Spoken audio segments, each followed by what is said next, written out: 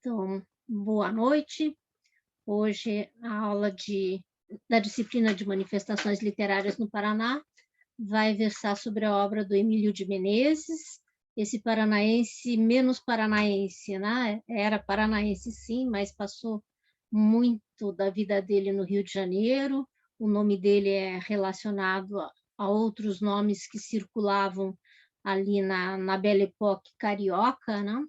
Então, é um pouco diferente dos autores, desse ponto de vista, dos autores que a gente estava lendo nas aulas passadas, né? É alguém que saiu, já vimos o Valêncio Xavier, que é alguém que veio para Curitiba, e o Emílio de Menezes é alguém que saiu daqui e fez a vida literária, né? E essa expressão, no caso de Emílio de Menezes, é muito importante, né? Vida literária, ao lado da literatura, a questão do boêmio, né, do último boêmio, a gente vai falar sobre isso. Mas antes de falar especificamente do tópico de hoje, eu vou comentar a próxima atividade e também a avaliação, né? Porque daqui a 2 semanas, em vez da entrega de alguma dessas atividades que não valem nota, valem presença, daqui a 15 dias, 14 dias, é a data da entrega da primeira avaliação, que vale a metade da nota da disciplina. Então, vamos ver o que é em que vai consistir. Começar por...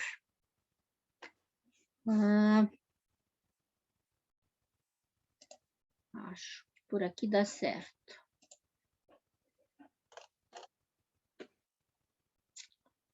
Então, avaliação visível. Me deem o ok? Sim. Então, no dia 10 de novembro, a primeira avaliação, e eu faço de novo a observação de que é metade da nota da disciplina, né? A segunda metade, diz ali, atenção, a nota da disciplina será a média deste trabalho e de outro semelhante que deverá ser entregue no dia 8 de dezembro. Então, intervalo de um mês entre uma avaliação e outra. E aí vocês têm 3 opções para escolherem livremente entre elas. A primeira opção, a análise de um poema de Dario Veloso, Emiliano Perneta ou Emílio de Menezes, aproveitando os materiais de apoio da disciplina, ou seja, pensando em algum momento em comentar a posição do autor no cenário da literatura paranaense. Né? Ou seja, análise de um poema, talvez de 2, mas não assim um comentário geral sobre os poemas do autor. Alguma análise literária mesmo, circunstanciada, digamos assim, né?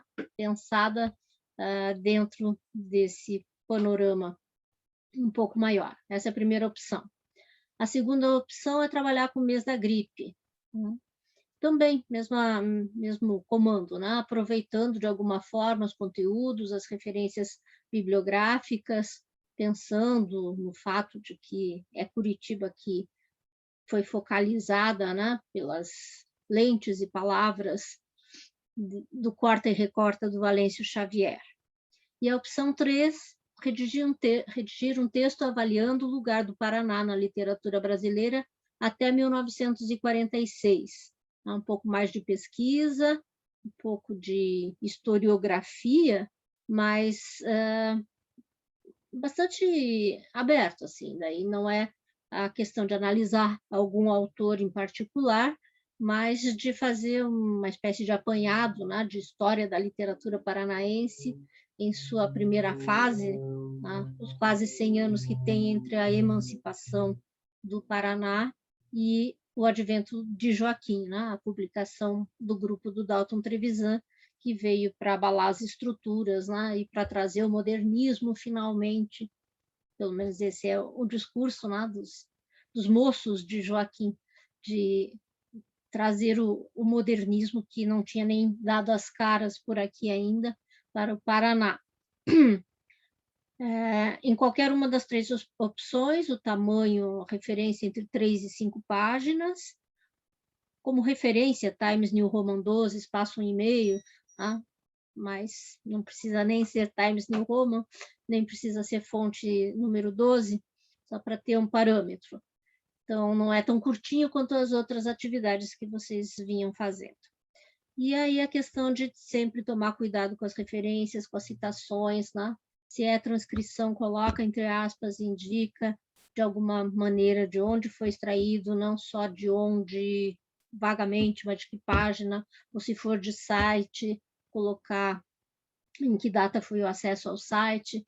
Vocês consultam, né, quais são as regras, que são as mesmas para todos os trabalhos acadêmicos há muito tempo.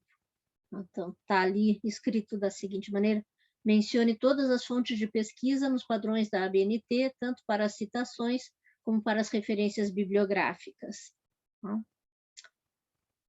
Essa é a avaliação, né? 3 possibilidades para vocês escolherem. Ficou claro?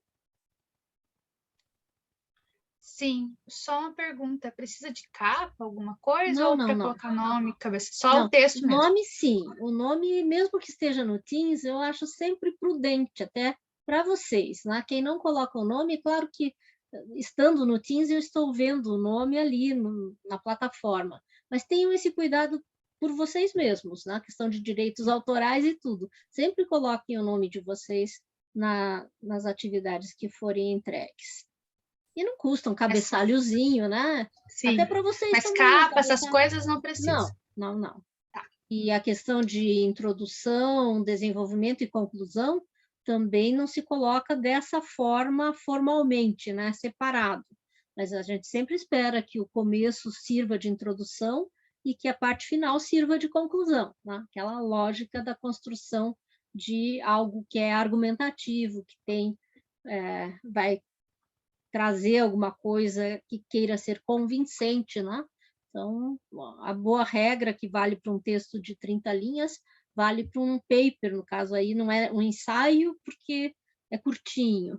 A palavra que usualmente se usa é um paper, mas um paper também seria, teoricamente, uma página só, né? Então, é um trabalhinho de entre 3 e 5 páginas. Se fizerem 6, eu vou ler, se fizerem 2, vou ler, mas vou ler meio olhando um pouquinho torto, né? Mas claro que vou ler também e avaliar. Acho que é isso. O segundo trabalho vai ser parecido com isso também, só que aí, claro, atualizando, né? Trazendo para o contemporâneo e deixando também na liberdade de eventualmente retomar aquela ideia lá da atividade 1 de apresentar algum autor que não tenha sido discutido na disciplina, né? Nesse primeiro trabalho, eu estou enfatizando trabalhar com os autores que foram vistos aqui, mas o segundo trabalho vale aquela proposta que eu lancei lá atrás, de eventualmente escrever mais sobre aquele autor que você já escreveu na atividade 1, ou alguma outra coisa que seja de 1950 para cá, né? Segunda parte da disciplina. Mas sobre isso a gente fala mais adiante. Diga. Osmar, Osmar. na opção 2 ali, quando a senhora escreve ali, considerando os conteúdos da disciplina, eu vou ter que levar em consideração aquele texto lá do site que a professora mandou ler? Para fazer a tarefinha? Para fazer a tarefa, tinha que ler aquele texto a professora passou um link. Faz parte, claro. Faz parte?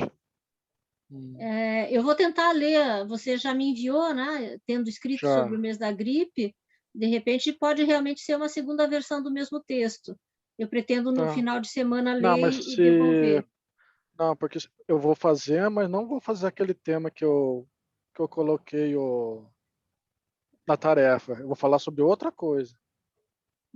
Pois, está valendo também. Então tá. Está valendo. E lembre sempre de quem for trabalhar com o mês da gripe, de pensar nesse período aí de Belle Époque, né, das primeiras décadas do século XX, que toda a atividade, né, ou boa parte da atividade dos poetas que temos estudado aconteceu, né, nesse período. Né? Isso tem a ver com o que eu vou falar em seguida em relação à atividade para a semana que vem. Ok? Professora, Oi, é Juliana aqui. Juliana. Então, a gente pode pegar uma dessas atividades que a gente já mandou e desenvolver melhor ela? Tipo, do Sim, no mês da caso do gripe ou do Dario Veloso, se for o Palingenésia, e se você já escreveu sobre o poema Palingenésia, tentar fazer alguma coisa um pouco diferente, né? Mas nos outros casos, sim, a resposta é sim. Mas Ok. eu acho que do Palingenésia do Dario Veloso a gente já falou bastante, né? Você estava pensando em alguma coisa específica neste momento? Do Palingenésia do Dario Veloso, mas tudo bem, eu mudo, não tem problema. Então, outro poema do Dario Aham. Veloso, né, do Emiliano Perneta, ou do Emílio de Menezes, mas o contexto é o mesmo, né? O tipo de enfoque pode ser muito parecido. Não, Veja lá. beleza, obrigada. Não tem problema. Obrigada. Vamos então para a atividade da próxima semana. Então, na semana que vem, a gente chega a Joaquim e a Segunda Guerra Mundial, né? A gente abandona os anos da Primeira Guerra Mundial e dá esse salto para os anos 40, porque pouca coisa aconteceu de importante na literatura paranaense nos anos 1920, 1930 e no comecinho dos anos 1940. Então, para a próxima semana, vamos ver do que é que se trata. O terceiro número de Joaquim, julho de 1946, Antônio Cândido critica o simbolismo paranaense e escreve: Joaquim vem de onde tudo parece estar por fazer, devendo os rapazes despender a maior parte da sua energia em derrubar os fósseis e educar o gosto dos leitores. Presinto a vastidão da inércia local, o academismo frio, dessorado, reduzido à poesia de sobremesa e pôr do sol que impera no gosto. Esse não é o Dalton Trevisan, é o Antônio Cândido comprando a ideia de Dalton Trevisan. Claro que Antônio Cândido era um jovem crítico, super ativo, né? E que não conhecia profundamente o cenário curitibano e paranaense. Mas ele recebeu Joaquim, ele se interessou nessa mesma matéria e há uma observação. Eu já passei esse material para vocês lá no início, mas eu vou ter que passar novamente, porque depois que eu percebi que foi feito com uma resolução muito pequena a cópia, e aí está bem ruinzinho de ler, então vou fazer novamente. É que a publicação em si, né, Joaquim, é cheia de letrinha miúda. Mas esse texto do Antônio Cândido, então, é meia página do exemplar 3, né? Do número 3 do Joaquim, e o Antônio Cândido escreve coisas assim, de lá, né, do Paraná. Com efeito, partiu um dos movimentos mais medíocres que tem infestado a literatura e tal, apadrinhado por Nestor Vitor, Rocha Pombo, Emiliano Perneta, e logo acolitado por uma série de então jovens poetas e escritores, logo tornados paranaenses honorários, quando não o eram de nascimento. O seu vago espiritualismo, o seu desfibramento criador, unido, aliás, às melhores intenções e geralmente aos melhores caracteres pessoais, né? Então ele vai muito na onda, digamos assim, daquilo que o Dalton escreveu no Emiliano Poeta Medíocre, destacando que as pessoas eram boas pessoas, mas que a realização estética não era lá essas coisas, né? Mas vejam, são dois fatores diferentes: a crítica ao atraso que o modernismo tinha para render efeitos, né, para ser percebido em terras paranaenses, e a outra coisa é a crítica mesmo à obra desses outros que na época deles faziam aquilo que era feito, né? Mas o Antônio Cândido era muito reticente em relação aos simbolistas paranaenses, né? Achou que não eram bons simbolistas, digamos assim. E aí ele se diverte com a ideia do ensaio prometido para outro número do Joaquim, que seria Emiliano e Outros Pernetas e tal. Então, é aquele Antônio Cândido combativo, né, dos anos 1940, e eu peguei aquele fragmento que eu já li. Né? Aí, no Joaquim 9, e está no mesmo material que eu vou mandar novamente, eu já tinha preparado pensando nessa sequência, né? Tá a fala do Antônio Cândido, e depois está um texto, uma espécie de manifesto, logo na terceira página, né? Abre o fascículo, que se chama, o título é A Geração dos 20 Anos na Ilha. Não, ninguém assina, mas é alguém do grupo e provavelmente o próprio Dalton Trevisan quem escreveu. Também é um texto de meia página de Joaquim, então não é muita leitura para vocês para a próxima semana, né? Para a atividade. São 2 meias páginas, uma página de Joaquim. E nesse espécie de manifesto, né, que tem esse título, A Geração dos 20 Anos na Ilha, tem esse fragmento do slide. Nossa geração se propõe a participar do seu tempo, empenhada em salvar o homem com sua arte como puder. Deixará, não por piadinhas a Emílio, o sinal terrível de sua passagem, mas com uma arte honesta e séria, iluminada pelo sentimento do mundo. Então, esses rapazes irreverentes, combativos, iconoclastas, também, e aí não sei se foi o Dalton Trevisan que redigiu ou não, mas, enfim, alguém do grupo, está reivindicando honestidade e seriedade e rechaçando atitudes mais de piada à maneira de Emílio de Menezes. Né? Então, deixaram um sinal não com butades, não com gracinhas, mas com um trabalho sério e honesto, né? E iluminado pelo sentimento do mundo. Daí o Drummond está nessa história, vamos falar um pouco do Drummond na próxima aula também, né? Que recebeu bem Joaquim e as propostas dos moços curitibanos, e em 1945 Drummond tinha publicado esse livro com esse título, Sentimento do Mundo, não sei se é de propósito que aparece ali, mas imagino que sim. Então, vejam que passou menos de um ano entre o acolhimento pelo Antônio Cândido e mais um manifesto. Já tinha tido manifestos, textos com cara de manifesto antes desse no Joaquim, e aparece em 1947 esse aí. Então, vocês leem essas 2 meias páginas e aí a proposta da atividade é: considere que entre as décadas de 1920 e 1940, o modernismo quase não se fez perceber nas artes paranaenses. Leia os 2 textos citados acima e comente-os em um texto de aproximadamente 40 linhas. Então, podem fazer uma espécie de resumo comentado e é isso, né? Para vocês chegarem na aula que vem antenados, né, com essa ideia dessa defasagem, né? E pensem principalmente nisso. Será que é justo combater, digamos, o Emiliano Perneta, que foi a grande vítima, né, dos ataques, pelo fato... Agora, eu estou induzindo um pouco, mas é a forma como eu vejo, né? Não tinha havido modernismo. Ok, mas não era o Emiliano Perneta que tinha a obrigação de colocar o modernismo no Paraná, né? Nem ele, nem o Emílio de Menezes, que eram poetas vinculados a outra estética e outro tempo. Então, essas guerras de geração, né? Esses embates geracionais aí, os velhos e os novos, as velhas propostas e as novas propostas, acontecem ao longo da história da humanidade, das artes, em todos os cantos, de todas as maneiras. Mas neste nosso caso aqui tem essa peculiaridade de que eles atuaram e muito, né? O Dario Veloso, o Emiliano e o Emílio, lá na virada do século, lá na última década do século XIX, nas primeiras do século XX. Né? Então, quem falhou aí foi alguma outra geração posterior a deles, né? Em não ter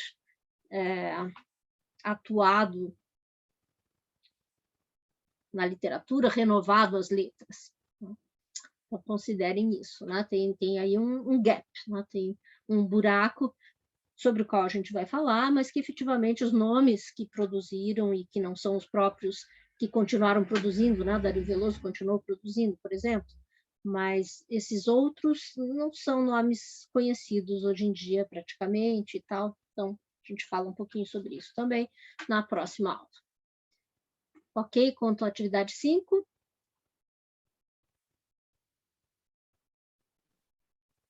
Sim, professora. Obrigado. Eu que agradeço que alguém responde. Então vamos lá para o Emílio de Menezes. Emílio de Menezes, seu busto, falecido não pela espanhola, né, mas no período em que a gripe espanhola estava por ali, ou por aqui, ou no mundo, e uma das muitas caricaturas que foram feitas dele ali no cantinho, né,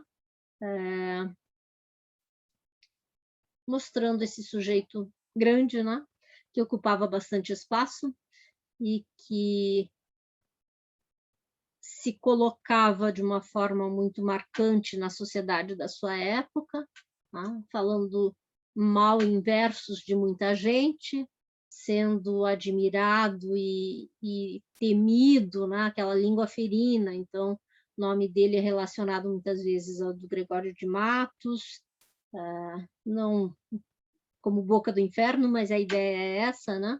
Alguém que estava sempre pronto a fazer uma piadinha, tirar um sarro, né? E muitas vezes fazia isso em forma de soneto. Então, tem um Gregório de Matos que o antecede em termos de poesia satírica, e tem o reconhecimento recente por um grande, múltiplo sonetista vivo, que é o Glauco Matoso, de quem eu sempre falo, quando dou aula de poesia contemporânea, do Glauco Matoso, mas eu sei que é um poeta pouco conhecido. Já esteve, inclusive, na Federal do Paraná, dando palestra, um sujeito interessante. É um poeta, não sei como ele está agora, né? Porque sempre teve alguns problemas de saúde, e o nome dele não é Glauco Matoso, né? É um trocadilho que ele fez com o próprio nome dele, que é um nome bem comum, porque ele teve glaucoma e ficou cego. Então, estamos falando de um sonetista, né, satírico.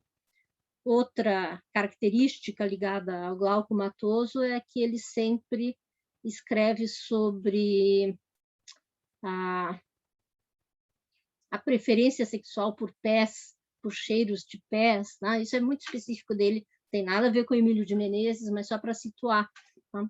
Que o Emílio de Menezes e o Glauco Matoso são os dois grandes sonetistas satíricos da literatura brasileira. E o Glauco Matoso tem essa coisa do exagero, ele, não sei, já digo agora, não atualizei a informação para a época da pandemia, mas ele sempre produziu muitos e muitos e muitos sonetos, e os sites oficiais têm muitos e muitos e muitos sonetos engraçados, divertidos, né? Então, o próprio Glauco Matoso já falou que Emílio de Menezes é o seu antecessor nessa linha, né, de fazer versos medidos para colocar ali numa certa métrica, num certo tom dado pelo recurso à versificação, mas para colocar o quê?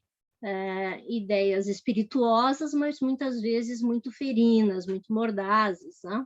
Então, eu coloquei na antologia não, na seleção, né, que eu enviei para vocês, alguns poemas satíricos, até mais poemas satíricos do que os poemas românticos, parnasianos e simbolistas, mais parnasianos do que outra coisa, né, os poemas sérios.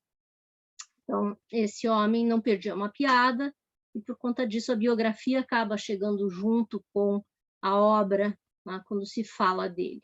É alguém que circulava muito nos circuitos culturais do Rio de Janeiro da virada do século, né? Então, Confeitaria Colombo, ele escreve muito sobre esse local, na Rua do Ouvidor, a Rua Gonçalves Dias, que é a rua onde ficava e está ainda a famosa Confeitaria Colombo, onde circulavam os nomes ligados à literatura do Rio de Janeiro, né? Vejam que hoje vai se falar praticamente nada sobre Paraná, sobre o ambiente cultural curitibano, né? Porque o Emílio fez a sua vida mesmo lá no Rio de Janeiro.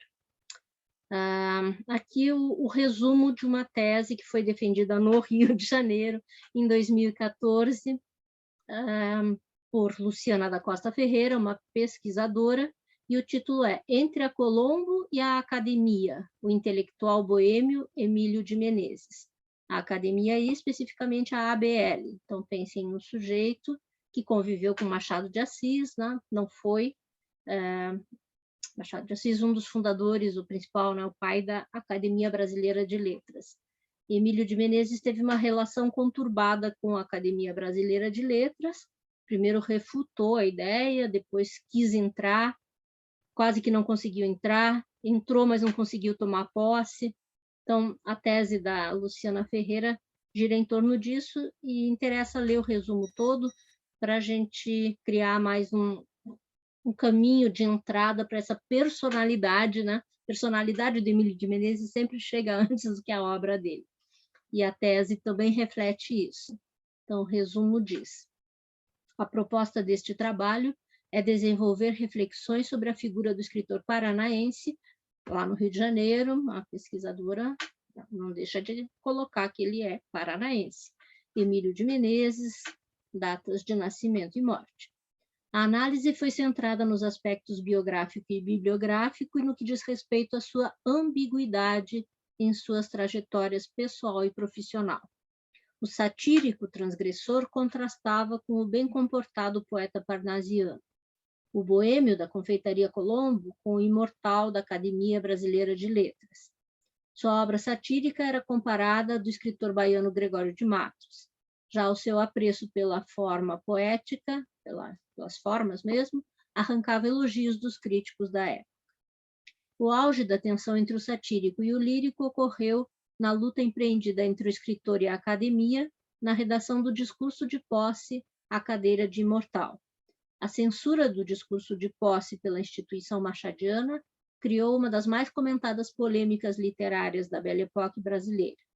Polêmica essa que ressoou na memória da obra emiliana, que de uma grande popularidade na sociedade de outrora, caiu em um profundo obscurantismo após o seu falecimento. Este trabalho teve como pano de fundo discussões sobre os conceitos de memória, relações de poder, gêneros literários e cânone literário. O objetivo final da tese é comprovar que as indecisões artísticas de Emílio de Menezes, ser um acadêmico conservador ou um satírico transgressor, foram os pontos principais para uma crise de identidade que resultou na ausência de seu nome do cânone literário brasileiro. Então, fico me perguntando quem de vocês já conheciam algo da obra do Emílio de Menezes, ou tinham notícia, né, desse sujeito tão iconoclasta, talvez seja uma boa palavra também para ele, né, como depois foram iconoclastas o Dalton Trevisan e os seus amigos, e que, no olhar dessa pesquisadora, acabou ficando num limbo, porque no momento em que ele produzia, ele era muito reconhecido, ele circulava entre os grandes, lá, o Olavo Bilac, que era amigo do Afrânio Peixoto, dos nomes da intelectualidade carioca, e o Rio de Janeiro era a capital do Brasil e era o centro cultural do Brasil, então ele estava candidato a ser cânone. Aí, essa pesquisadora enfatiza bastante, eu não li a tese inteira, né? Mas esse episódio de que ele concorreu à Academia Brasileira de Letras. No primeiro momento, ele concorreu e perdeu, em 1912, se não me engano. Perdeu para Oswaldo Cruz, que era um sanitarista, que era um médico, né? Oswaldo Cruz. Até tem na tese tem uma, como é que é o nome disso? Não é uma caricatura, mas algo parecido com caricatura.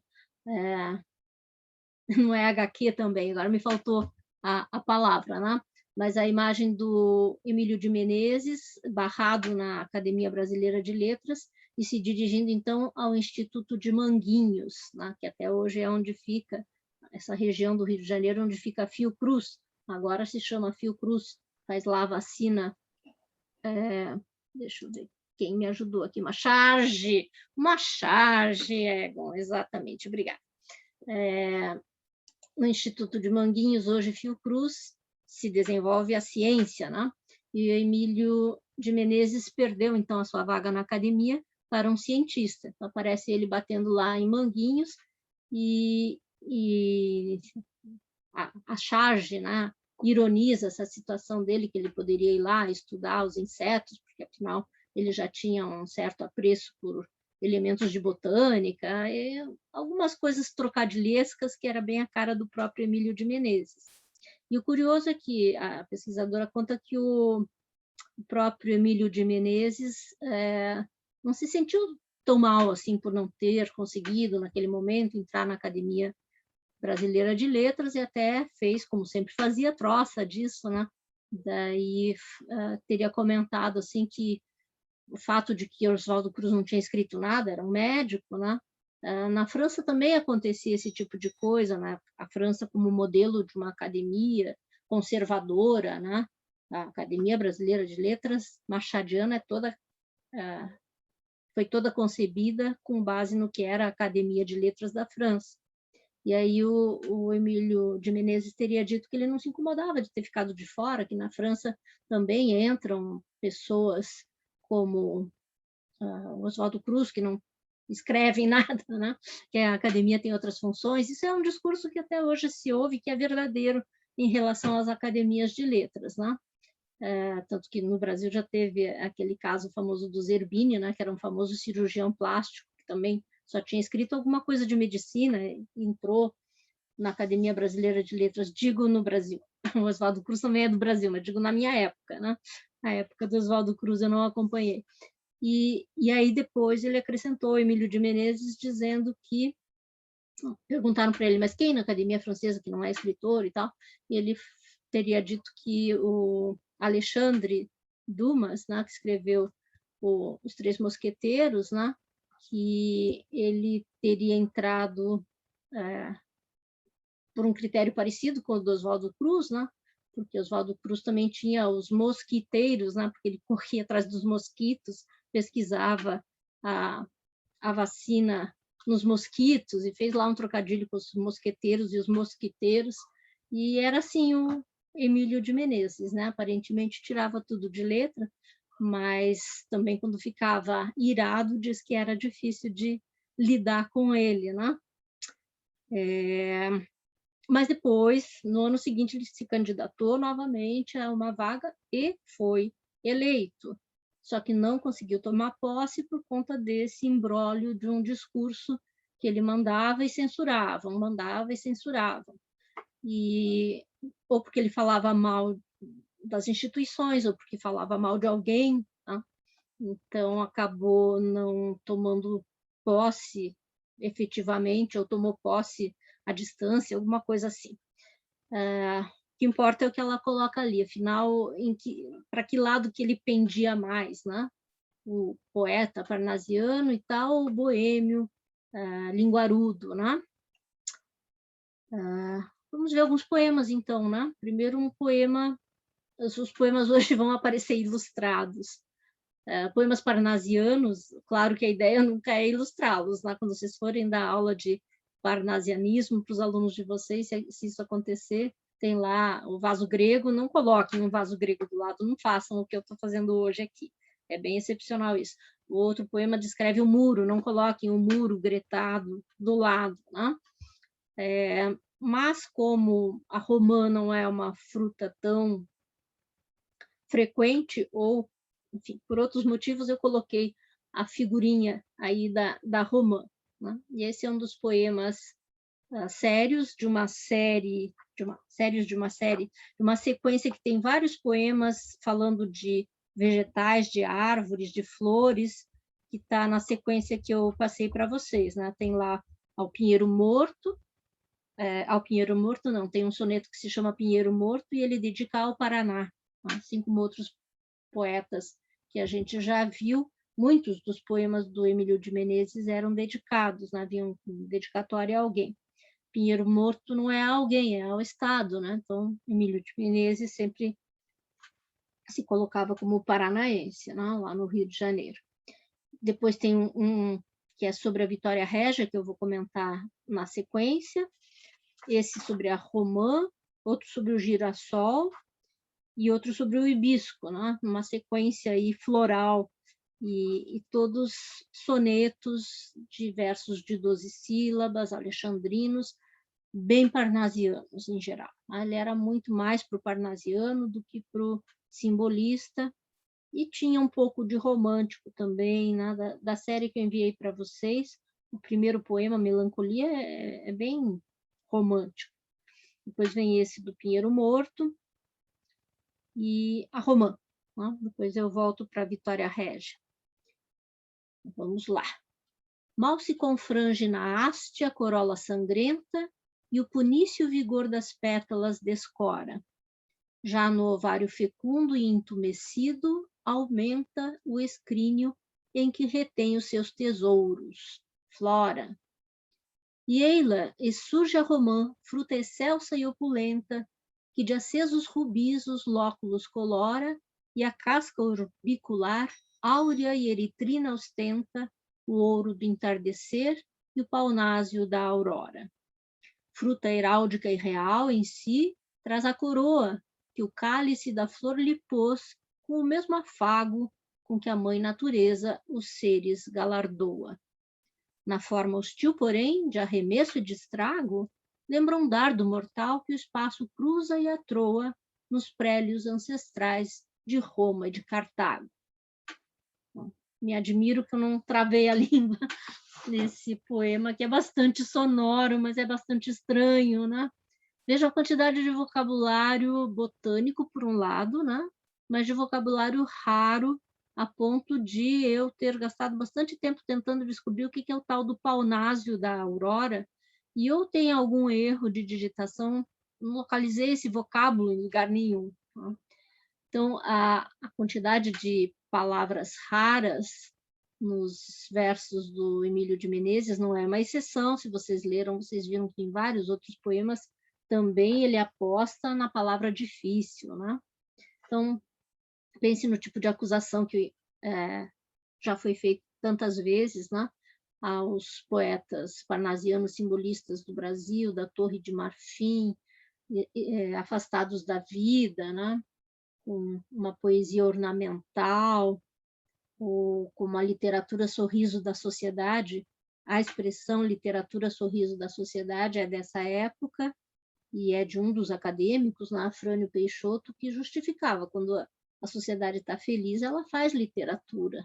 Quando a sociedade está preocupada, está nervosa, daí faz livros de história, tratados de sociologia ou de política, né?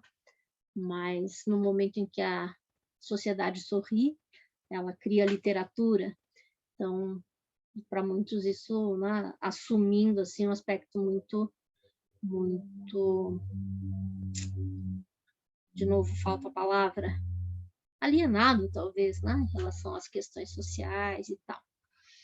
Mas voltando, né, ao nosso poema, que até fala de guerras, né, só que fala das guerras púnicas, das guerras entre Roma e Cartago. É super descritivo, né? É o visual que aparece, a cor avermelhada, rosa escuro. Então, punício, por exemplo, né? A exata definição de punício é vermelho vibrante, né? Corola sangrenta e o punício vigor das pétalas descora. Já no ovário fecundo entumecido, aumenta o escrínio em que retém os seus tesouros. Escrínio é um tipo de armário que tem compartimentos, né, para guardar coisas, escaninhos. Então, na segunda foto ali se vê aquele espaçozinho onde cada grão da romã se coloca. Deve ser mais ou menos isso que ele está figurando. E que são os tesouros, são a vida, né? São as sementes das futuras romãs, flora. Né? E surge a romã, né? Quando se torna fruta mesmo, fruta excelsa e opulenta.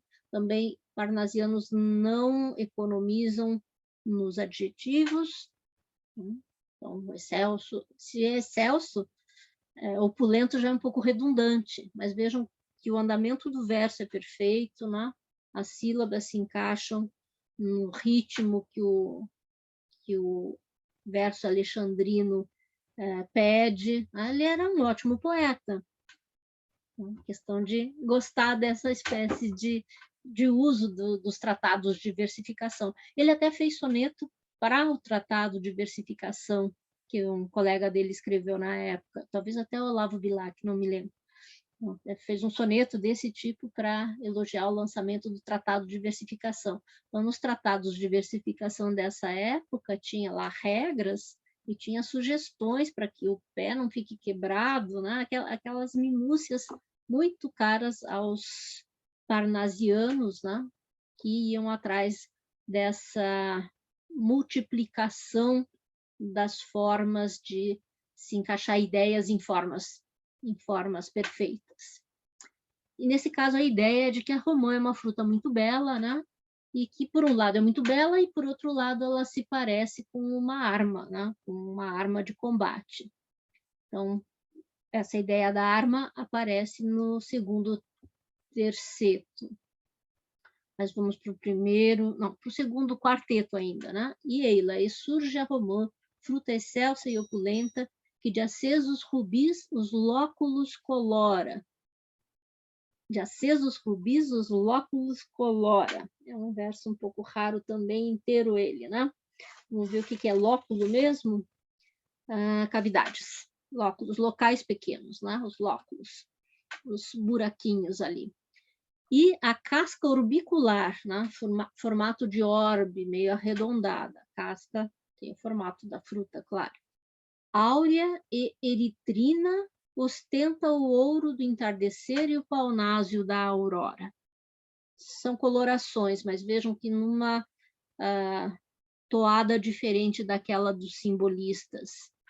Está falando dos vermelhos, a eritrina é uma planta que também é uma planta vermelha, então tem ali alguma coisa sinestésica.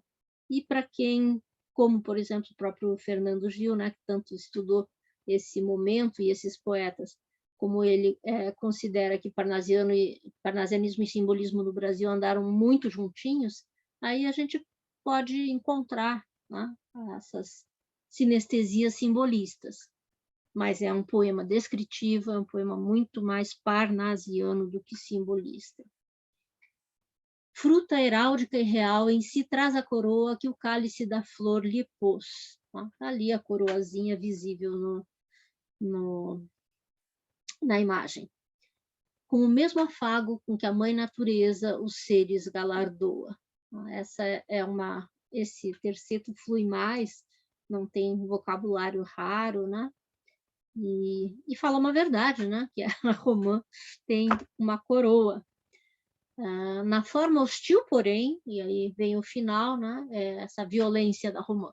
Na forma hostil, porém, de arremesso e de estrago, lembra um dardo mortal que o espaço cruza e atroa, faz barulho, nos prélios ancestrais de Roma e de Cartago. Nas lutas ancestrais entre Roma, que tem ali Romã, né? Ele era um pouquinho concreto, talvez, Roma, os prélios ancestrais de Roma e de Cartago, as guerras púnicas.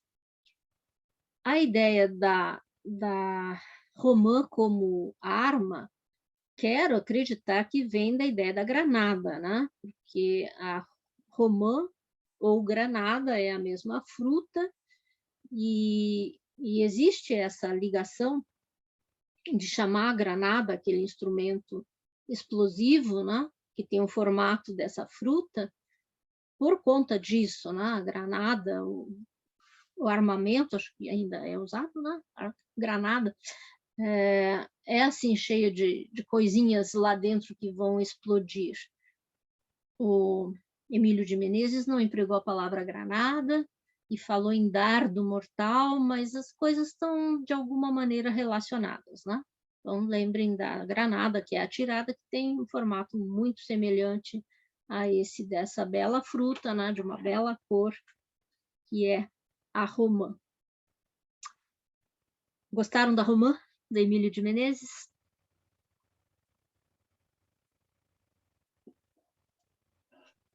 Estranho, né, professora? Eu achei estranho. botanicamente falando ou por algum outro motivo? Ah, no geral, assim, não faz meu estilo, mas tudo bem. Vamos conhecer coisas novas, provar novos sabores, né? É, A é. romã que a gente compra aqui é muito ácida, né? Dizem que em outros países a romã é muito docinha. Eu nunca dou sorte. As poucas vezes que eu comprei romã, sempre pegava. Eu também. Que na minha casa, na verdade, sempre foi chamada de Granada, né? Granada, a cidade espanhola, né? Que minha mãe nasceu e tudo era. O nome da cidade, Granada, é em homenagem à fruta, granade, né? Em francês também. E romã, o nome em si já acho um pouco estranho, mas essa é a romã. Ela é uma fruta muito, ela é muito bonita, mas não é tão gostosa quanto é bonita. Eu acho, né? Aqui, né? Você está falando que em algum lugar ela é doce. Mas, enfim, não é muito meu estilo de poema, mas Nem está de bem fruta, escritinho. nem de Nem fruta. de fruta, Então vamos mas é parar um bonita. pouquinho.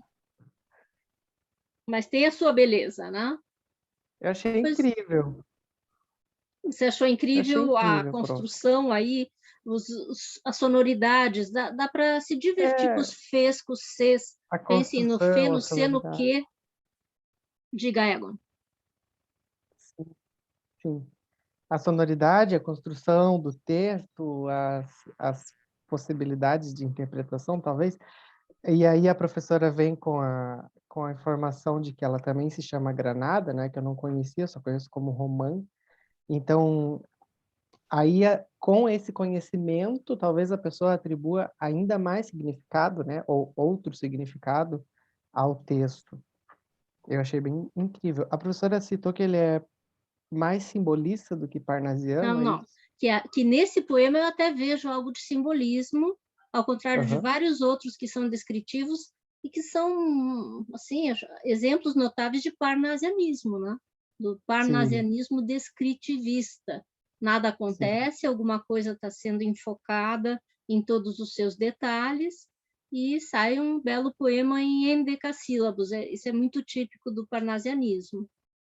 sim. Achei bem incrível, inclusive, porque parece uma descrição de a pessoa pega uma fruta dessa para comer, daí ela abre a fruta e a fruta é super Cheia de gominhos. ela é bem estranha, assim, né? Não era a palavra que eu tinha lembrado, mas quando a gente abre, a gente tem uma surpresa, assim. Então, né? Parece uma arma. Igual ela falou, parece doce, mas quando você come é meio sem gosto. Então, tá aí a arma, talvez, né?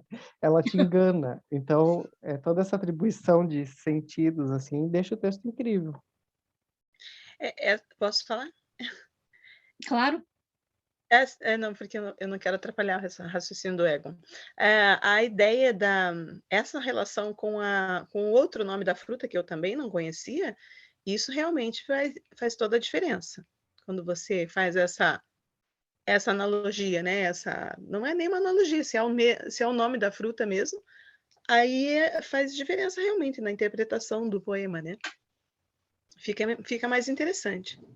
Sim. Sem esse conhecimento, Já pensou se o título fosse Granada apenas? Pois é, tá Direcionaria o ali. leitor totalmente para outro. sim, Eu estava vendo a quantidade de encontros consonantais também. Não são tantos, mas onde eles aparecem, eles têm um efeito muito. Quer dizer, acho que são muitos por metro quadrado, né? Essa sonoridade barulhenta do frê, né? Com frange, sangrenta, escrínio. Que mais que tem de encontros consonantais com som de irê, né? Lá mais para frente, depois o estrago, o atroa, os prélios. Então, tudo isso é barulhento, é uma explosão de barulhinhos sutis. A eritrina, que eu não li antes, por metro quadrado tem bastante disso, né? Encontros consonantais com esse tipo de sonoridade do re, re, re, re, e outras que se repetem.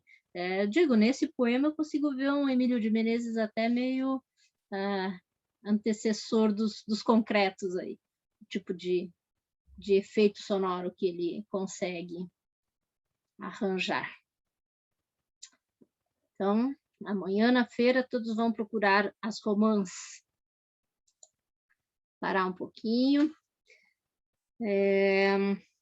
Aí temos a Vitória Régia, tá?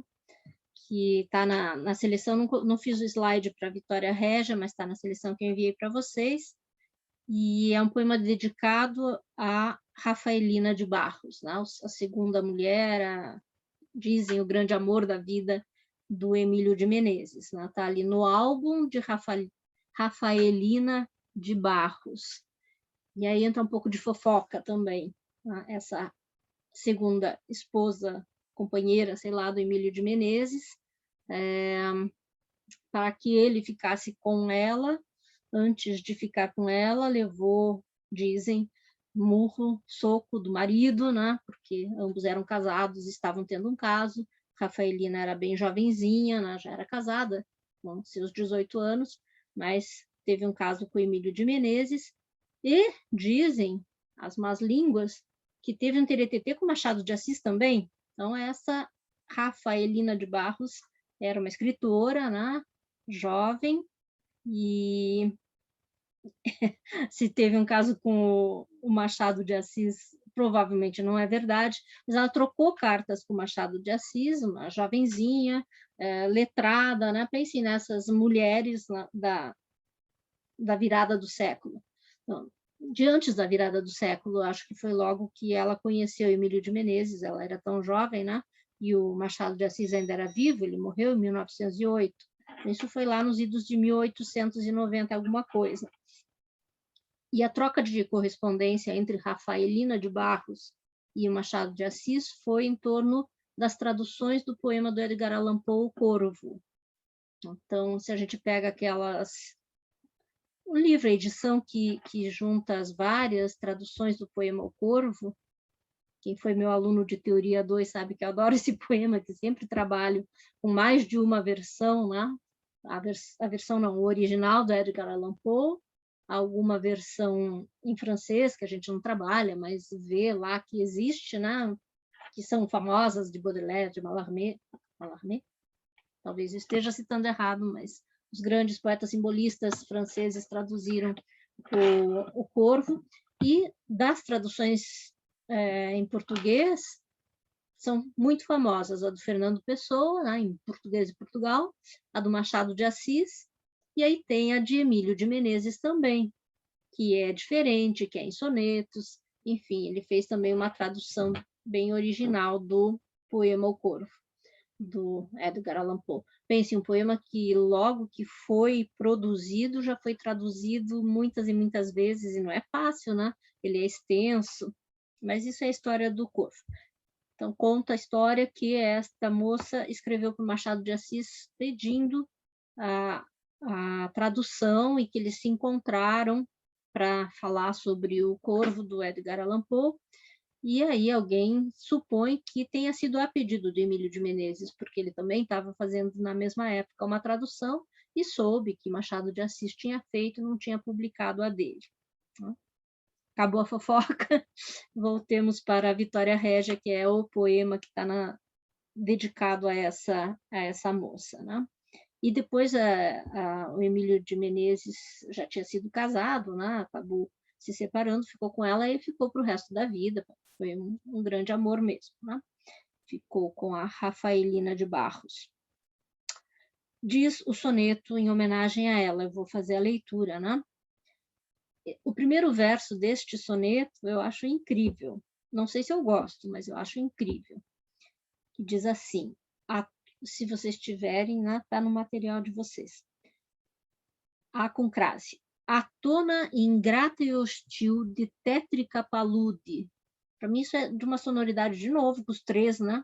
A tona ingrata e hostil de tétrica palude.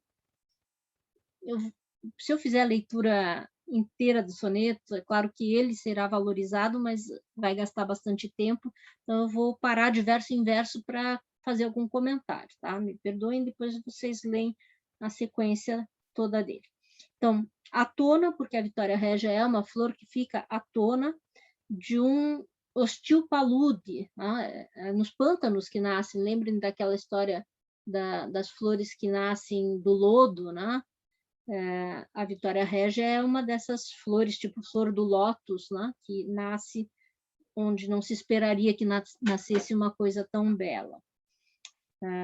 O Mário de Andrade propunha que a Vitória Régia fosse a flor que simbolizasse o Brasil, né? É uma bela flor, imponente, né? A flor é bonita, mas antes da flor, aquela, não sei como é que chama em botânica, aquilo em que a flor nasce, aquela superfície grande que a Vitória Régia ocupa. Então, a tona ingrata e hostil de Tétrica palude abre gloriosamente a impoluta corola e esplende no rigor da vida e da saúde na região que um mortal sopro de peste assola. Então, esse contraste entre a beleza dessa flor, impoluta, né? Sem nenhum pecado, nascendo em algo pesteado e num pântano. Isso ele está dedicando para a mulher amada, né? Grande como a bondade e alva como a virtude. Na miséria de entorno, ela é a radiante esmola de uma alma vegetal que em toda a plenitude do mal que a quer poluir, mas se apura e acrisola. Então, na comparação com a mulher, essa questão da possível virtude, né? Da virtude por oposição àquilo que não seria virtude, alva como a virtude, né?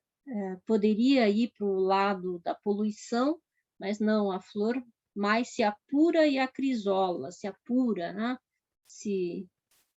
É redundante de novo, apurar, acrisolar-se é a mesma coisa. Vai se tornando cada vez melhor, mais alvo, né? Mais virtuoso, uma alma vegetal. E tem horas que a gente não sabe, então ele está falando das duas, né? Da Vitória Régia e da Rafaelina de Barros, as coisas se misturam, o vegetal com o animal. Bendito resplendor da flora brasileira, ela, senhora, eu sei, dessa vossa alma egrégia é o símbolo perfeito, é a expressão verdadeira. Fê-la rainha a ciência, e ao vê-la, a musa elege-a como suprema flor de entre todas, primeira, rival de vós que sois como Vitória Régia. Então, ele coloca as duas par e passo ali, igualadas pela virtude, onde se esperaria que talvez a virtude não predominasse, ou a beleza, mas fazendo esse elogio à alma egrégia, né? Uma alma magnífica, uma alma insigne de pureza, e que é tão merecedora, né, do epíteto de rainha quanto essa Vitória Régia. E as duas vão rivalizar, né, porque ambas são igualmente magníficas, né? Então, é uma declaração de amor bem diferente da maioria das declarações de amor que a gente lê no dia a dia, né? E, novamente, mostrando aí os conhecimentos vegetais do Botânicos, do Emílio de Menezes. Se quiserem comentar alguma coisa. O poema do Girassol também é bastante bonito, mas não vou ler o poema do Girassol. Agora vamos, então, se não houver comentários, para a parte da sátira, né? Um pouquinho mais daquela. Um pouquinho mais não, ler 2 sonetos satíricos dos muitos que ele produziu.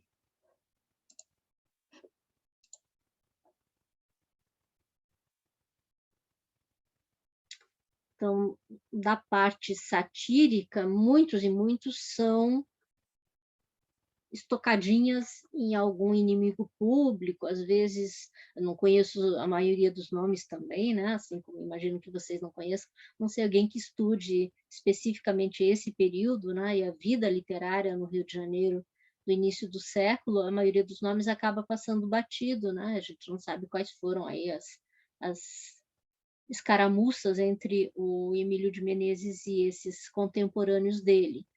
E para alguns sonetos desses, para alguns poemas desses, esse conhecimento certamente tornaria a coisa mais engraçada, né? Imagino, porque são poemas datados, né? São como crônicas, que se a gente não tem a referência, não faz uma pesquisa mais vasta, acaba não entendendo nem por que o Emílio de Menezes resolveu atacar com versos aquela pessoa, nem se ele foi justo ou não foi, enfim, né? São poemas de circunstância muitas e muitas vezes, os poemas satíricos. Isso é uma das coisas que sempre se louva muito em relação ao Gregório de Matos, né? Que passado tanto tempo, perdidas tantas referências, ainda a poesia satírica dele em geral é compreensível e é apreciada por tanta gente. Mas não é o Gregório não é do Gregório que estamos falando deste nosso Emílio de Menezes. Então, um dos inimigos públicos dele foi esse Oliveira Lima. Vejam ali novamente tem figurinha, o slide, que o cara não era muito diferente do próprio Emílio de Menezes, né? Nessa caricatura e em fotos também. Então, um escritor pernambucano, fundador da Academia Brasileira de Letras, não sei, não me perguntem por que ambos eram inimigos, né? E o Emílio de Menezes escreve esse soneto que se chama O Plenipotenciário da Facúndia. Eu acho que esse não está na seleção que eu mandei para vocês. Então, plenipotenciário, plena potência, né? Uma palavra grande e meio redundante em si própria, da facúndia, da eloquência, do falar bonito.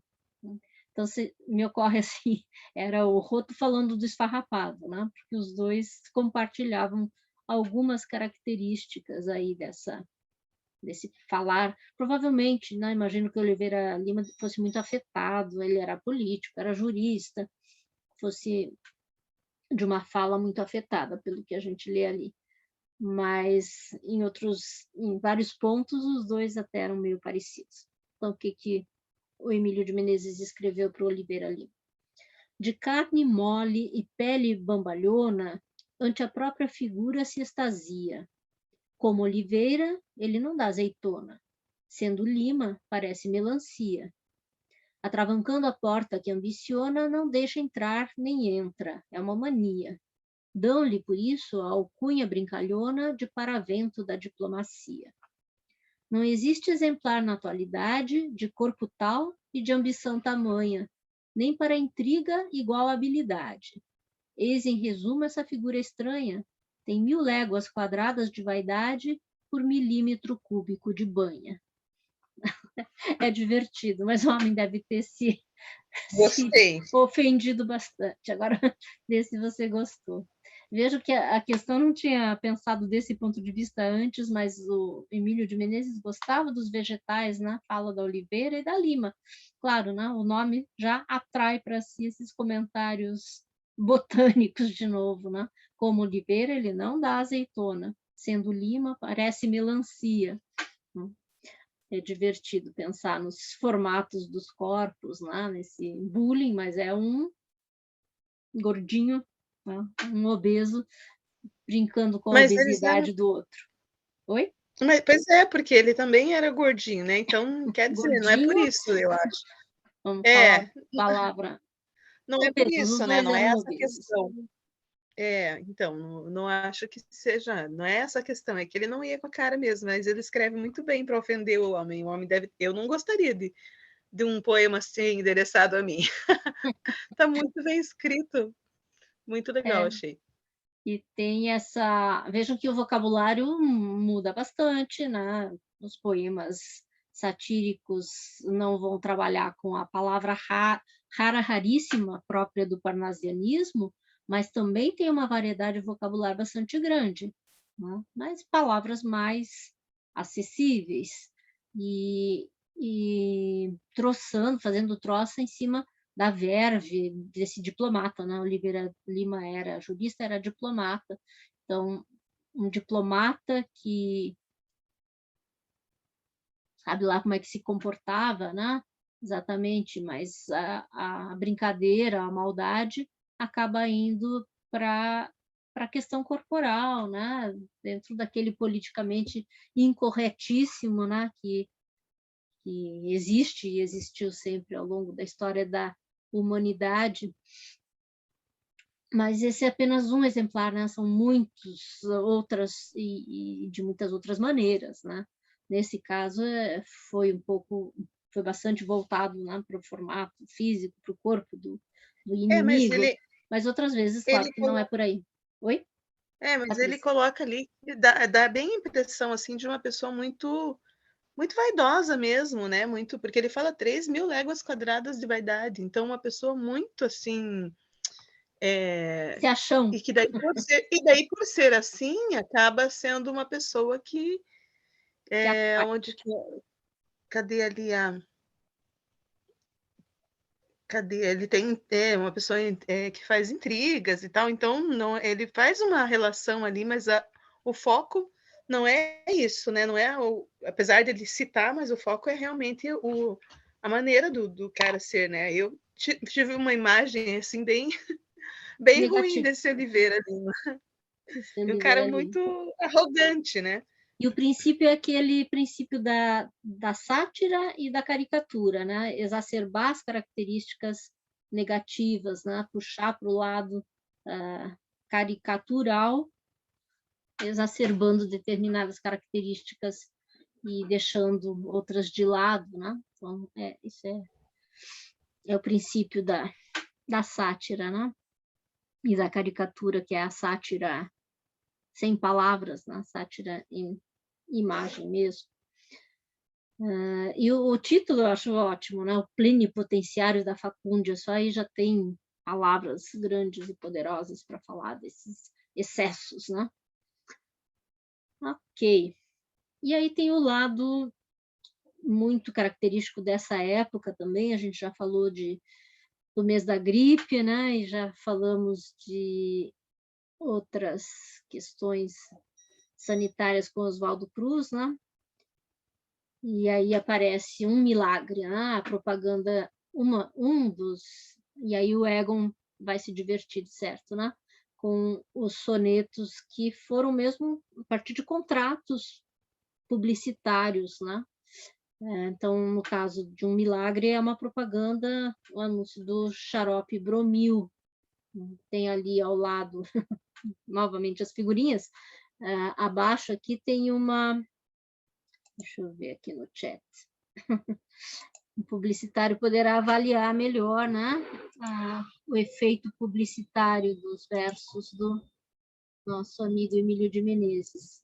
Aqui acho que não vai dar para ler, supostamente é a letra do próprio Olavo Bilac, que na mesma época também foi contratado pela indústria que produzia o xarope Bromil, que, aliás, continua à venda e, aliás, além... Agora, falando de coisa muito séria, né? Além da pandemia, agora tem uma gripe muito forte aí, derrubando muita gente, se cuidem. Então, o Bromil, de repente, pode ser útil, mas acho que, por mais que eu aumente, não vai dar para ler. Olavo Bilac curou-se com o Bromil. Ele também foi remunerado, né? Olavo Bilac, para fazer propaganda do xarope. E aí o depoimento dele tem a maior satisfação, isso aqui, enfim, falando que se curou com o xarope Bromil datado do Rio de Janeiro, não sei se é 1910 ou 1900 alguma coisa na década de 10, e assinado com a assinatura do próprio Olavo Bilac, né? Então, Bromil fazia suas campanhas publicitárias com poetas. Pensem, né, por um lado, nessa literatura sorriso da sociedade, desvinculada de algumas questões sociais, né? Que tem esses sujeitos muito bem vestidos, não é uma palavra que eu não falei ainda, mas que aparece em todos os estudos sobre Emílio de Menezes, é que ele ocupava muito bem a figura do dandy, né? Aquele sujeito que se veste perfeitamente bem, que faz sucesso nas rodas sociais, né? Então, esse é um dos aspectos que reflete o que foi a Belle Époque, né? Por outro lado, a sociedade estava empolvorosa por várias questões, né? Agora lembrei de outro episódio da vida, da biografia do Emílio de Menezes, quando Rui Barbosa, como ministro da Fazenda, promoveu aquela política de estimular investimentos e tal, Emílio de Menezes ficou rico, ficou milionário. Depois foi à falência, na mesma velocidade que ele ficou rico, depois ele foi à falência. Mas era uma época, então, de muitas agitações. Bobinho falar isso, mas pensem num Brasil em que a República está tentando se manter firme, mas muitas vezes metendo os pés pelas mãos. Então, essa política da época, que a gente estuda nos livros de história, como a política do encilhamento, né? Então, não tem papel, não tem dinheiro circulando, joga dinheiro no mercado, faz a Casa da Moeda trabalhar um monte, né? Isso ao longo da história do Brasil aconteceu em vários momentos, mas nessa época estava ligado a isso que ficou conhecido como a política do encilhamento. E encilhar um cavalo é preparar o cavalo para poder ser montado, né? Então tinha a ver talvez lá com as apostas, não? Um momento de ebulição nas finanças.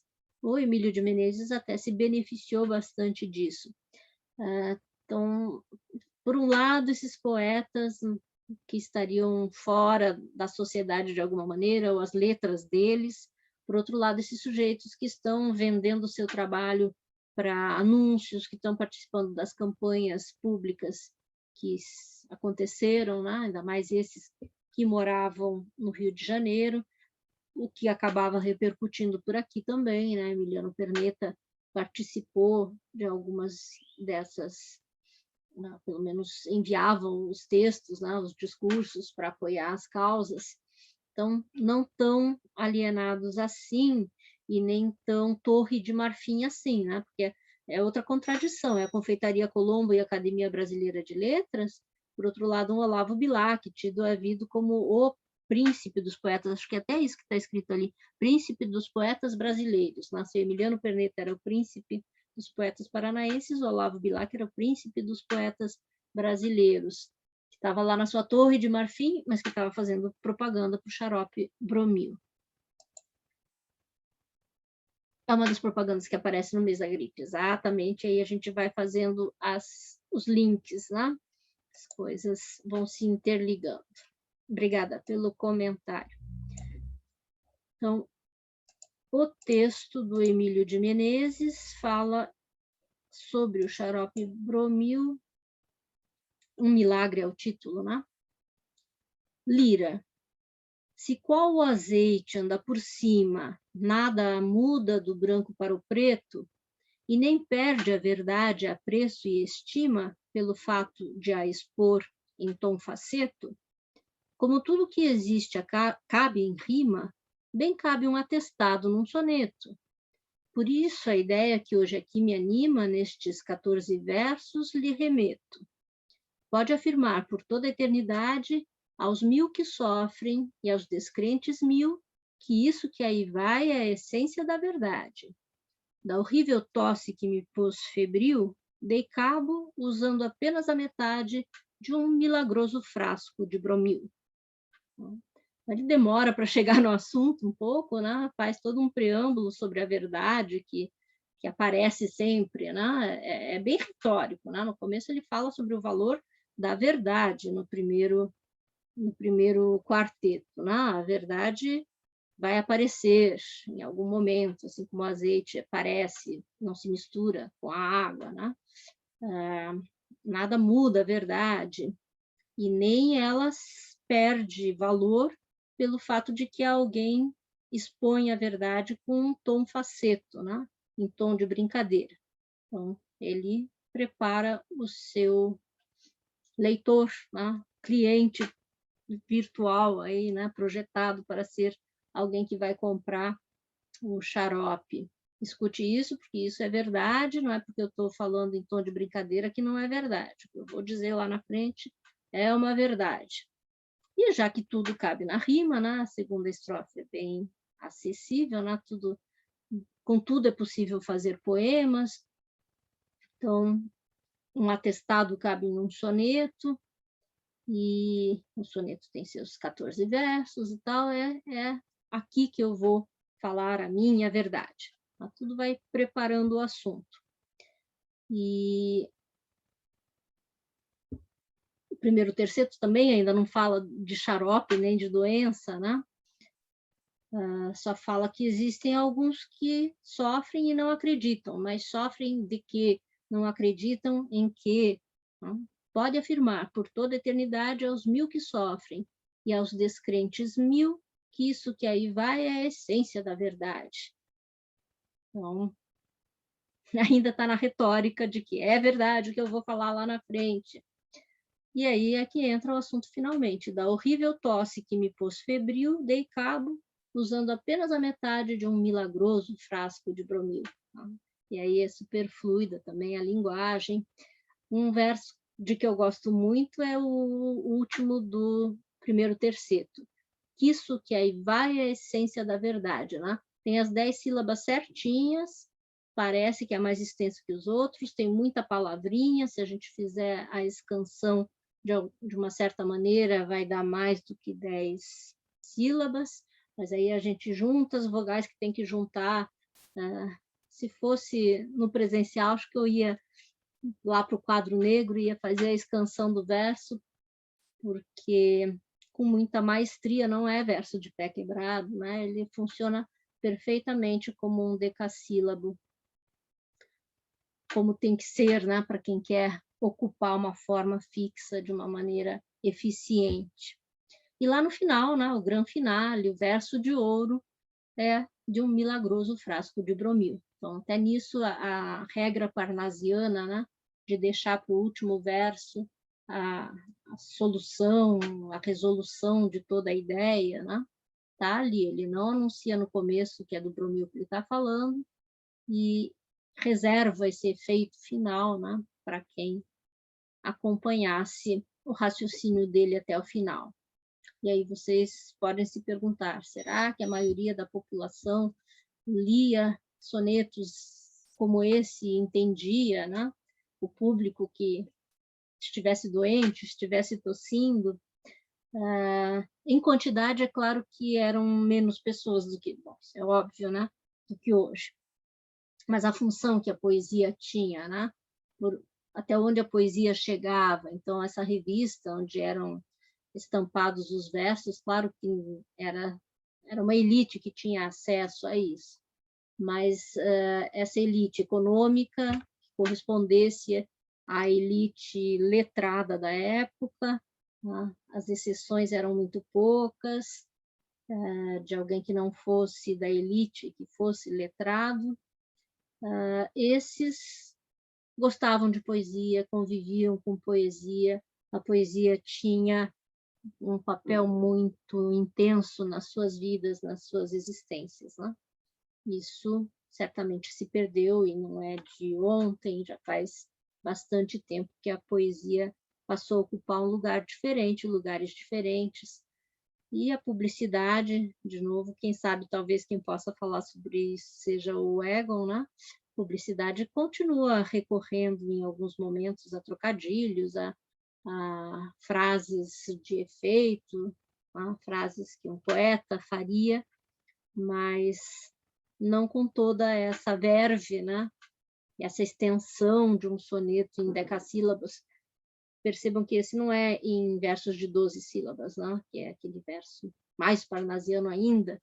O verso de 10 sílabas também foi muito usado pelos parnasianos, mas é um pouco mais acessível, né? Um pouco mais popular, talvez. Sim, prof. A gente não... o publicitário recorre o tempo todo, né, à literatura e à construção de um bom texto, de uma boa narrativa, de um argumento, exatamente como é posto nesse poema, né, de entregar apenas no final o objetivo da mensagem, mas lá no começo ele te engajou de alguma forma, né? Então, é publicitário muito cafajeste, assim. Hoje em dia, não deixa... Até hoje em dia é nesse formato, né? Não é entregue numa poesia, mas aí você está na televisão ou numa propaganda do YouTube, por exemplo, e recebe todo um vídeo lindo, né? Falando sobre amor de mãe e sobre carinho e sobre paixão, e no fim é uma propaganda da Boticário, sabe? Então a gente recorre muito à literatura o tempo todo. Talvez até por isso, como eu trabalho como redator publicitário aqui, hoje em dia eu gosto tanto de texto e estou preferindo ir para a área de letras. Tudo bem. Então, vejam que a retórica muda, né, de mãos, mas a eloquência também, esses valores meio questionados, né, que seriam passadistas, mas as coisas se renovam, mas as essências permanecem. Prof. Juliana. Eu acho que eu com certeza vou tomar posse desse poema, desse último que você leu, porque hoje eu estava numa aula e estava debatendo alguns temas de redação com os alunos, e um dos temas era sobre a influência das propagandas. E a gente falava muito nisso, né? Igual o Egon falou, né? Dessa questão que você tem ali uma história de amor, de mãe, não sei o quê, e no final é uma propaganda de um perfume, alguma coisa assim. E eu quero mostrar isso para eles, para mostrar essa questão, essa ênfase que ele dá à verdade ali, para mostrar que o produto é bom, né? Que o produto é eficaz, né? Do convencimento. Eu vou tomar posse desse poema e vou encaminhar aos meus alunos. E o da Romã, você não vai levar para eles também? Olha, o da Romã, professor, eu confesso que, assim, como a Romã, ele ficou meio... Eu acho você legal, mas não sei se eu quero chegar muito perto. Aquela coisa... É sabe? vermelhinho, é sedutor, mas tem alguma coisa estranha. Exato, exatamente isso. Esse último me cativou mais. Certo. E para encerrar, um último soneto, assim, também de circunstância, mas para a gente ficar com essa ideia das formas, né? Agora a gente vai se despedir do universo das formas, vamos para o modernismo finalmente na próxima aula, e quando a gente voltar a ver formas, por exemplo, em Leminski, vai ser outra coisa muito diferente, né? Ou em outros autores que virão mais à frente. Mas o soneto que o Emílio de Menezes fez em homenagem ao Tratado de Versificação do Bilac. Deixa eu só ver a nota aqui, está na página 212 da seleção, e essas notas são bem explicativas, eu não cheguei a ler a nota. Exatamente, só para confirmar, né? Trata-se de um texto sobre o Tratado de Versificação, 1910, de autoria de Olavo Bilac e Guimarães Passos, encontrado sob forma de manuscrito, o poema do Emílio de Menezes, com correções. Então, esses tratados de versificação botavam na linha, né, os poetas, e os poetas tinham que correr atrás de seguir essas formas. Claro que os mais habilidosos, um Emiliano Perneta, um Emílio de Menezes, tiravam de letra, né, esse ir e vir dos sons encaixados na métrica, etc. Mas um grande autor como Olavo Bilac se preocupava em escrever um tratado de versificação orientando. Tem um dos trocadilhos do Emílio de Menezes, não neste poema, é justamente com versificação, falando para alguém versificação, alguém que estava doente, e a poesia para chegar à sanidade, né? Para deixar a pessoa sã. Eu anotei alguns dos trocadilhos aqui, porque eu não tenho memória, né?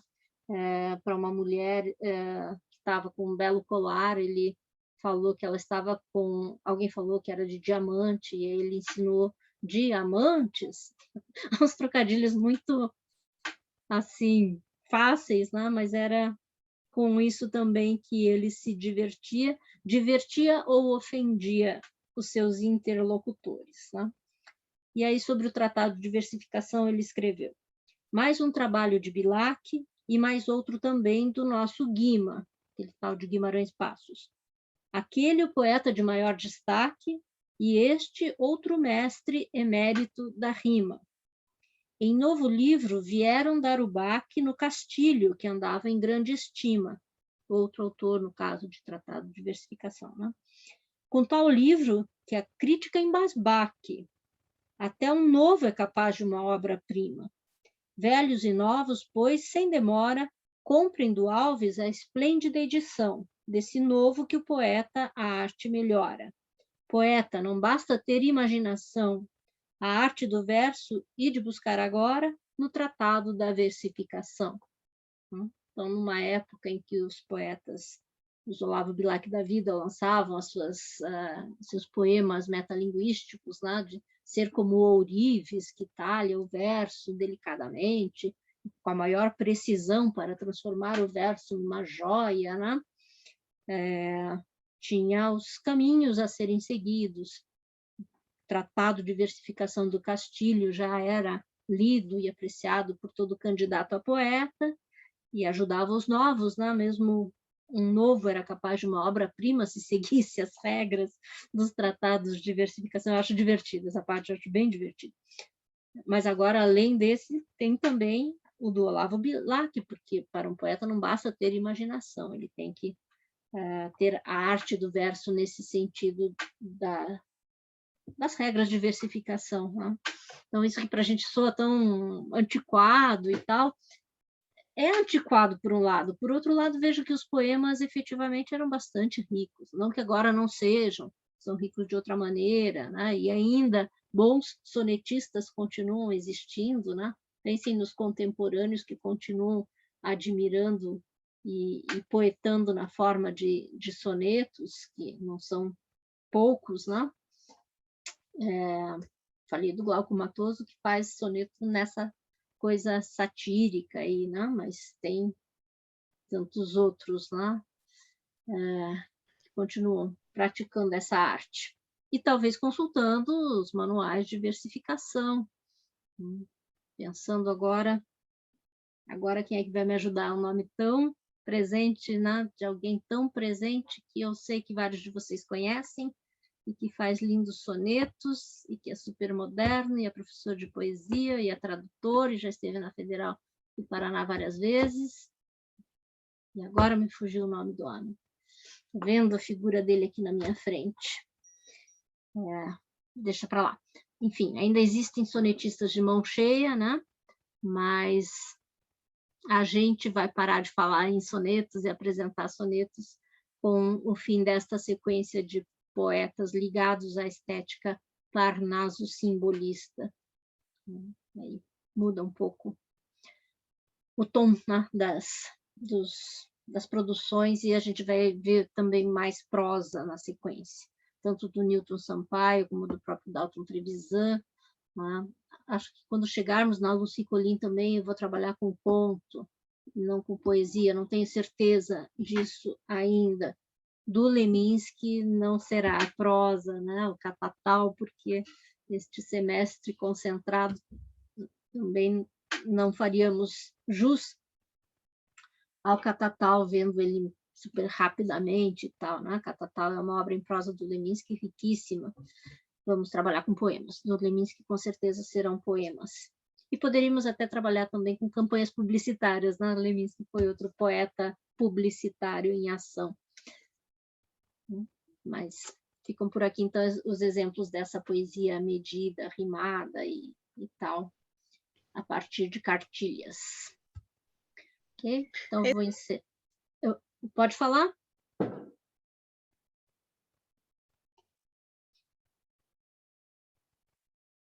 Está cortando. Desculpa. Eu tô com um problema aqui hoje. Esse último que você leu agora, esse do Tratado de Diversificação, não está lá naquela seleção, né? Tá sim. Será que pulou de página aqui? Se não tá, Pelo menos. Talvez. Parece-me que vai até 200 e... Parece que não chega até lá, porque eu dei uma rápida olhada para tentar acompanhar você na leitura e não encontrei. 212. Era para estar, porque... 212? Sim. Era para estar, vai até a 215. Então eu que estou perdida. É Eu pra procurei estar, sim. rapidamente mesmo, como eu disse. Alguém falou ali que está lá, sim. Então, eu que estou perdida. E tem Página também 26, lá no ok, final. obrigada. Então, tem no final algumas das quadrinhas que ele fez para cerveja Brahma. Tem um soneto também para marmelada. Aí não sei se foi pago, remunerado, mas um belo soneto para marmelada da Confeitaria Colombo, em que, de novo, ele mostra que conhece muito bem o marmelo, né? A fruta com a qual é feita a marmelada. Então, tem coisas bem curiosas na poesia do Emílio de Menezes, esse lado publicitário divertido dele. Eu vou encerrar aqui a gravação e aí a gente pode conversar mais um pouquinho.